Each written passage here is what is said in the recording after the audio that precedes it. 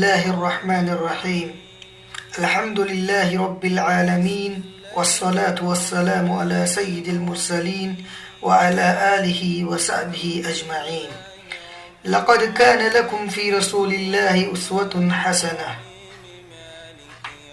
نبی اکرم صلی اللہ علیہ وسلم تمام انسانوں کے لیے آخری نبی ہیں اور آپ پر نازل ہونے والی کتاب قرآن مجید آخری کتاب ہے، لہٰذا نبی کریم صلی اللہ علیہ وسلم کی پاکیزہ زندگی امت مسلمہ کے لیے ایک نمونہ ہے۔ اسی لیے رسول صلی اللہ علیہ وسلم کی زندگی کا مطالعہ ہر ایک کے لیے لازمی اور ضروری ہے۔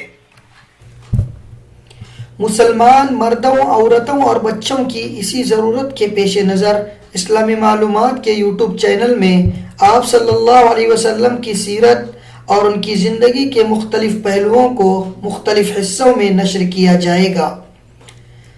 سب سے پہلے ہم آپ صلی اللہ علیہ وسلم کی ولادت کے بارے میں بات کرتے ہیں کہ آپ صلی اللہ علیہ وسلم کی ولادت مکہ مکرمہ میں ربیع الاول کے مہینے میں ہوئی۔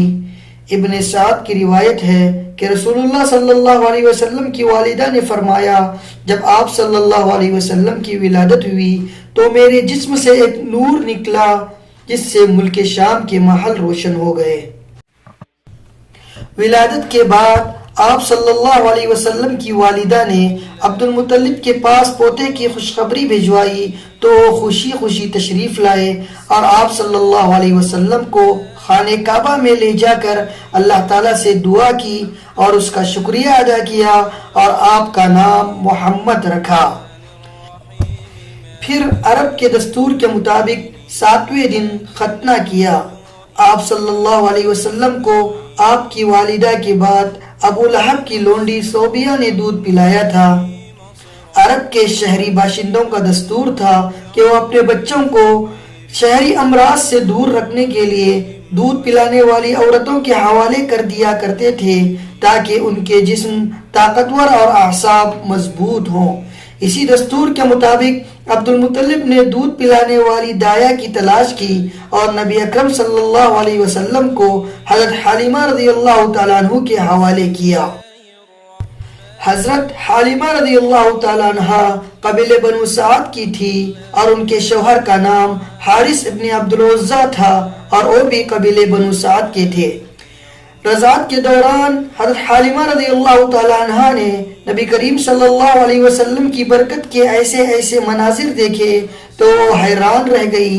حضرت حلیمہ رضی اللہ تعالیٰ عنہ بیان کرتی تھی کہ وہ اپنے شوہر کے ساتھ بنی سعد کی کچھ عورتوں کے ہمراہ اپنے شہر سے باہر دودھ پینے والے بچوں کی تلاش میں نکلی۔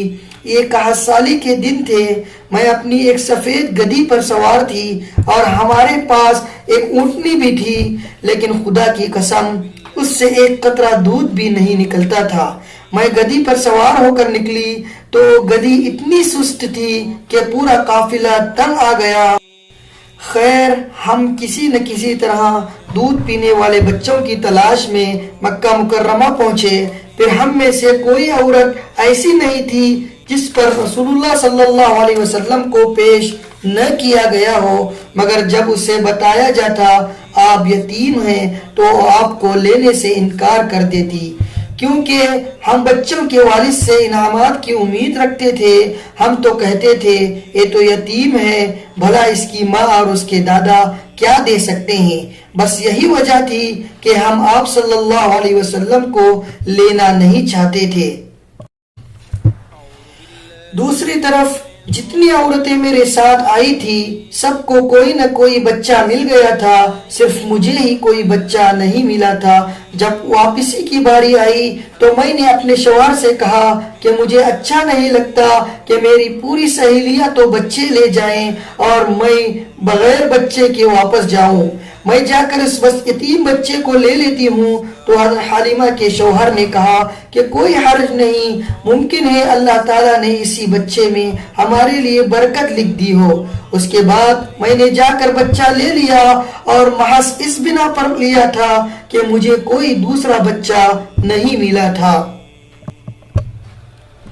حضرت حلیمہ رضی اللہ تعالیٰ عنہ کہتی ہیں کہ اس کے بعد ہمارا قافلہ واپس روانہ ہوا، میں اپنی اسی خستہ حال گدی پر سوار ہوئی اور اس بچے کو اپنے ساتھ لے لیا۔ خدا کی قسم اب وہ گدی پورے قافلے کو کاٹ کر اس طرح آگے نکل گئی کہ کوئی گدھا اس کا ساتھ نہ پکڑ سکا۔ پھر ہم بنو سعد میں اپنے گھر واپس آ گئے۔ مجھے معلوم نہیں کہ روئے زمین میں کوئی خطہ ہمارے علاقے سے زیادہ قحط زدہ تھا، لیکن ہماری واپسی کے بعد میری بکریاں چرنے جاتی تو آسودہ حال اور دودھ سے بھرپور واپس آتی۔ ہم دودھ پی لیتے جبکہ کسی اور انسان کو ایک قطرہ دودھ بھی نصیب نہیں ہوتا۔ اسی طرح ہم اللہ کی طرف سے اضافے اور خیر کا مشاہدہ کرتے رہے، یہاں تک کہ اس بچے کے 2 سال پورے ہو گئے اور میں نے دودھ چھڑا دیا۔ اس کے بعد ہم اس بچے کو اس کی والدہ کے پاس لے گئے، لیکن ہم اس کی جو برکت دیکھتے آ رہے تھے اس کی وجہ سے ہماری انتہائی خواہش یہی تھی کہ وہ ہمارے پاس رہے۔ چنانچہ ہم نے اس کی ماں سے گفتگو کی۔ میں نے کہا کیوں نہ آپ اپنے بچے کو میرے پاس رہنے دیں کہ وہ ذرا اور مضبوط ہو جائے، کیونکہ مجھے اس کے متعلق مکے کی وبا کا خطرہ ہے۔ چنانچہ ہمارے مسلسل اصرار پر انہوں نے بچہ ہمیں واپس دے دیا۔ اسی طرح رسول اللہ صلی اللہ علیہ وسلم مدت رضاعت ختم ہونے کے بعد بھی بنو سعد میں ہی رہے، یہاں تک کہ ولادت کے 4 یا 5ویں سال شق صدر کا واقعہ پیش آیا۔ حضرت انس رضی اللہ تعالیٰ عنہ سے مروی ہے کہ رسول اللہ صلی اللہ علیہ وسلم کے پاس حضرت جبریل علیہ السلام تشریف لائے۔ آپ صلی اللہ علیہ وسلم بچوں کے ساتھ کھیل رہے تھے۔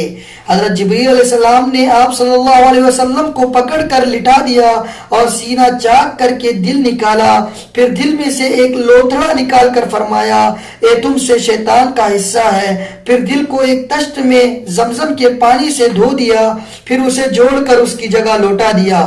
ادھر بچے دوڑ کر حضرت حلیمہ رضی اللہ تعالیٰ عنہا کے پاس آئے اور کہنے لگے کہ محمد قتل کر دیا گیا ہے۔